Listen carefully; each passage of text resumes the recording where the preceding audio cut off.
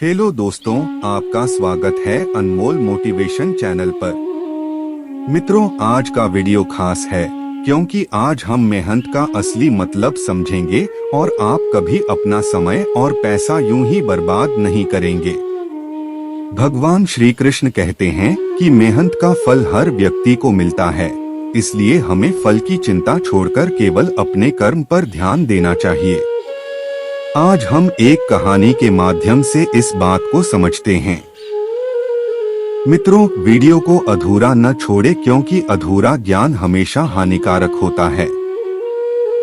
जैसे अभिमन्यु ने अपनी मां के गर्भ में चक्रव्यूह में घुसने का ज्ञान तो सीख लिया था, पर उससे बाहर निकलने का नहीं, और वही अधूरा ज्ञान उसकी मृत्यु का कारण बना।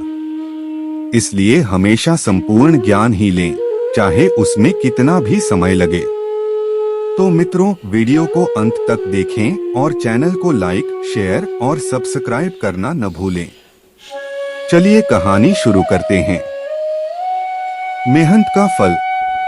सेठ किशोरी चंद जी नगर के एक जाने माने व्यक्ति थे। उनकी दयालुता और परोपकारी स्वभाव के कारण वे सर्वत्र प्रसिद्ध थे। गरीबों की सेवा करना और उनकी मदद करना उनकी दिनचर्या का हिस्सा था। घमंड तो उन्हें छू भी नहीं गया था।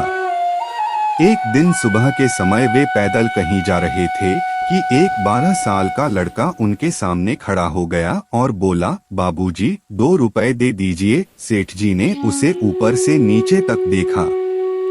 उसके मैले कुचैले कपड़े थे, बाल बिखरे हुए थे और उसकी आंखों में भविष्य के सपने थे, लेकिन उनमें निराशा भी झलक रही थी।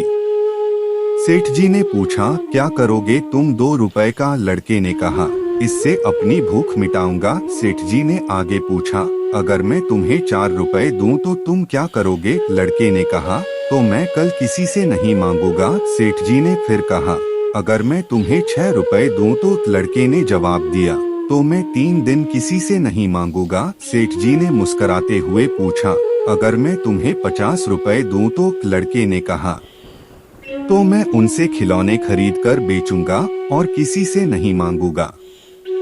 सेठ जी ने उसकी पीठ थपथपाई और उसे 100 रुपए का नोट देते हुए कहा, अपने वादे से मुकरना नहीं। सेठ जी उसे प्यार से देखकर आगे बढ़ गए।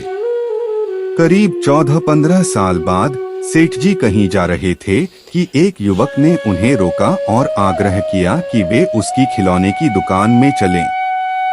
सेठ जी ने मना किया, लेकिन युवक की जिद के कारण वे दुकान में गए। वहां युवक ने सेठ जी को मालिक की कुर्सी पर बैठाया। सेठ जी ने आश्चर्य से उसकी ओर देखा। युवक ने कहा, आज से 14-15 साल पहले आपने एक बच्चे को 100 रुपए दिए थे और उसने वादा किया था कि वह कभी किसी से नहीं मांगेगा। सेठ जी ने तुरंत कहा, हाँ राजेश। युवक ने झुककर उनके चरणों को छुआ और कहा, मैं वही राजेश हूँ। सेठ जी ने उसे गले लगाकर प्यार से उसके बालों पर हाथ फेरते हुए कहा, मेहनत का फल हमेशा मीठा होता है।